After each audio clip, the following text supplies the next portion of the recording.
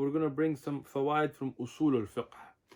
Understand something, that usul al-fiqh and istalahat, terminology in fiqh, as well as in hadith and so on, were developed to convey knowledge to the tullab ilm and the awam and the regular people. Ulama, they can read an ayah of Quran, they can look at the meaning of a hadith or look at the sanad of a hadith and know its standing.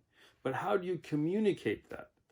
So this is where you develop istalahat, terminologies, and that's why it's very important for tullab ilm, students of knowledge, and awam and regular people to understand that these are just terms to convey a message that's in the Quran and Sunnah. What do I mean? I'll give you an example outside of fiqh because some people have a lack of understanding. One of the, I guess you could say he's a doctor now from Yale or whatever.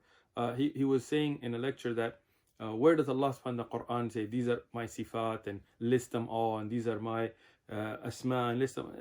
It's not the way the Quran and the ahadith work. Allah subhanahu wa ta'ala in the Quran tells us about his sifat with jalal, yani with the greatness of Allah subhanahu wa ta'ala, whether it's about his yad tabarak alladhi biyadihi al-mulk or the wajh of Allah subhanahu wa ta'ala as mentioned in Surah Rahman and so on. And then the ulama of Islam, looking at those ayat, they understand them, and then they look at tawheed and asma wa sifat and organize it for the tullab ilm to learn. So they look at the ayat about the ibadah being only for Allah subhanahu wa ta'ala, and they develop the concept of tawheed al-uluhiyya, or Allah subhanahu wa ta'ala's greatness and his power and his giving rizq to his creation and creating all the creation, and they discuss this under tawheed al-rububiyyah, and they go to the Quran and Sahih Ahadith and they compile the beautiful names and characteristics, sifat of Allah subhanahu wa ta'ala, and they explain it with tawheed asma wa sifat. The Quran doesn't say this is tawheed uluhiyyah, this is asma wa sifat, that's not the way the Quran works. Neither does Rasulullah sallallahu alaihi wasallam or the Quran say these are the arkan of salah and these are the wajibat and these are the sunan and no.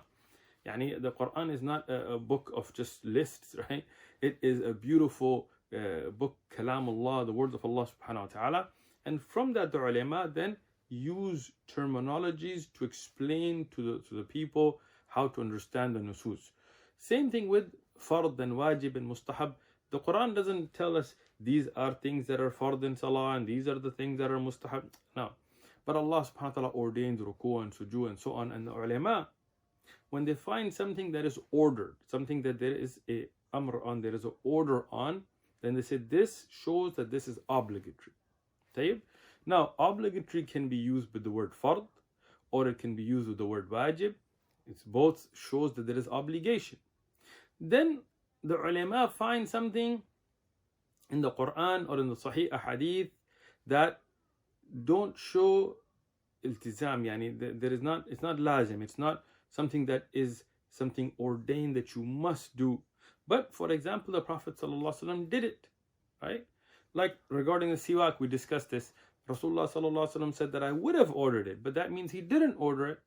But Rasulullah performed the siwak, gave fadail of it. So then the ulama says, since it's not an order, there is not an aspect of obligation here. This is not fard or wajib. This is now considered mustahab. Tayyib? In the same way, when something is not ordered or forbidden or disliked, then in that way we say this is mubah. Yani this is something that even though Rasulullah may not say that, wearing black and white and green and this are all mubah. No. The ulama looking at the Quran hadith then bring those ahkam together.